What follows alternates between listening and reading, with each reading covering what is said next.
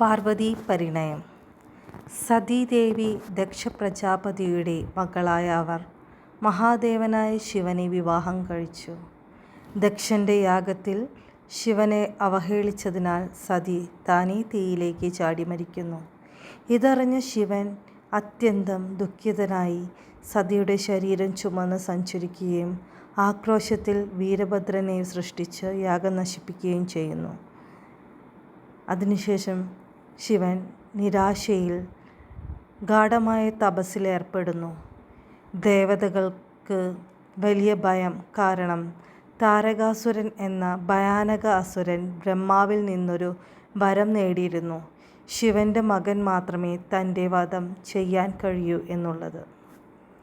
ഇനി ശിവൻ വീണ്ടും വിവാഹിതനാകാതെ ലോകത്തിൽ ശാന്തി ഉണ്ടാകില്ല. ദേവതകൾ ആലോചിച്ച് സതീദേവി പുനർജനിക്കണം എന്ന് തീരുമാനിക്കുന്നു. സതി ഹിമവാൻ മഹാരാജാവിൻ്റെയും മേനവതിയുടെയും മകളായി ജനിക്കുന്നു. ഈശ്വരയുടെ ഈ രൂപമാണ് പാർവതി. കുട്ടിക്കാലം മുതലേ ശിവനെ ആരാധിച്ചു കൊണ്ടിരുന്ന അവൾ എത്രയും കുറച്ചു കാലം കൊണ്ട് തന്നെ ശിവനെ വിവാഹം കഴിക്കണമെന്ന് മനസ്സിലുറപ്പിച്ച് തപസ്സിലേർപ്പെടുന്നു. അവൾ ഹിമാലയത്തിൽ കഠിന തപസ്സിന് തുടക്കമിടുന്നു.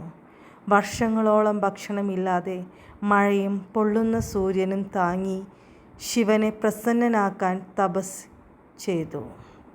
പാർവതിയുടെ ഈ അനുഭവമായ സമർപ്പണം കണ്ട ദേവതകൾ ശിവൻ്റെ മനസ്സിൽ സ്നേഹഭാവം ഉണർത്താൻ കാമദേവനെ അയക്കുന്നു. കാമദേവൻ പൂക്കളെ അമ്പായി ഉപയോഗിച്ച് ശിവൻ്റെ ധ്യാനം തകർക്കുന്നു. ശിവൻ തൻ്റെ മൂന്നാം തൃക്കണ്ണ് തുറന്ന് കാമദേവനെ ചാരമാക്കുന്നു. ശിവൻ വീണ്ടും തപസ്സിലേർപ്പെടുന്നു. പക്ഷേ പാർവതിയുടെ നിരന്തര തപസ്സിൽ ക്രമേണ ശിവൻ്റെ ഹൃദയം പരിവർത്തനമാകുന്നു. ശിവൻ ഒടുവിൽ പാർവതിയെ പരീക്ഷിക്കാൻ ഭിക്ഷാടകനായി വരുന്നു.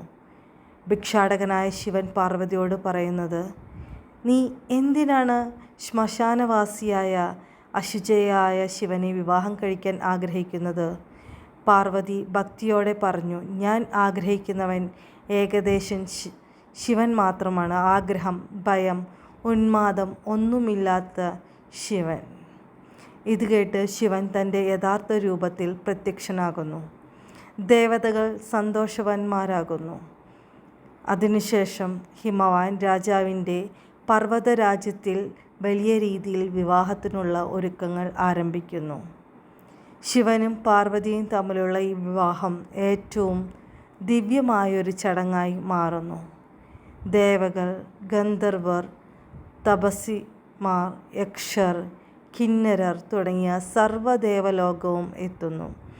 നദികളും മലകളുമൊക്കെ ആനന്ദത്തിൽ ഓളമിടുന്നു. പാർവതിക്ക് കന്യാദാനം നൽകുന്നത് പിതാവ് ഹിമവാനാണ്. ദൈവിക മംഗളഗീതങ്ങൾ ഇടയിൽ പാടുന്നു. ആകാശത്തിൽ പുഷ്പങ്ങൾ പെയ്യുന്നു. ശിവനും പാർവതിയും പരസ്പരം കൺമുന്നിൽ വെച്ച് വിവാഹവ്രതം ഏറ്റെടുത്ത് കല്യാണം നടക്കുന്നു. ഈ ദൈവിക യുക്തി ശിവത്വത്തിൻ്റെയും ശക്തിത്വത്തിൻ്റെയും ഐക്യമാണ്. ലോകത്തെ സംരക്ഷിക്കാൻ, പരിപാലിക്കാൻ, സൃഷ്ടിക്കാനായി ഇവരുടെ ഐക്യം അനിവാര്യമാണ്. വിവാഹത്തിന് ശേഷം അവർ കൈലാസത്തിലേക്ക് മടങ്ങുന്നു. പിന്നീട് ഇവർക്ക് കാർത്തികേയൻ അഥവാ മുരുകൻ എന്ന ഒരു കുഞ്ഞ് ജനിക്കുന്നു. ആ കുഞ്ഞാണ് താരകാസുരനെ നശിപ്പിച്ച് ലോകം രക്ഷിക്കുന്നത്. പാർവതി പരിണയം നമ്മെ പഠിപ്പിക്കുന്നത് ഭക്തിയും നിഷ്കളങ്കതയും പ്രതീക്ഷയും എപ്പോഴും വിജയിക്കും എന്നതാണ്. പ്രണയത്തിൻ്റെയും ആത്മാർത്ഥതയുടെയും ഏറ്റവും ദിവ്യമായ ഉദാഹരണമാണ് ഈ കഥ. ഇതുപോലെ ഭക്തിപൂർണമായ കഥകൾക്കായി ഞങ്ങളുടെ ചാനൽ സബ്സ്ക്രൈബ് ചെയ്യൂ. നിങ്ങളുടെ അഭിപ്രായങ്ങൾ കമൻറ്റിലേക്ക് കുറിക്കൂ. നിങ്ങളുടെ പിന്തുണ എത്രയും പ്രധാനമാണ്.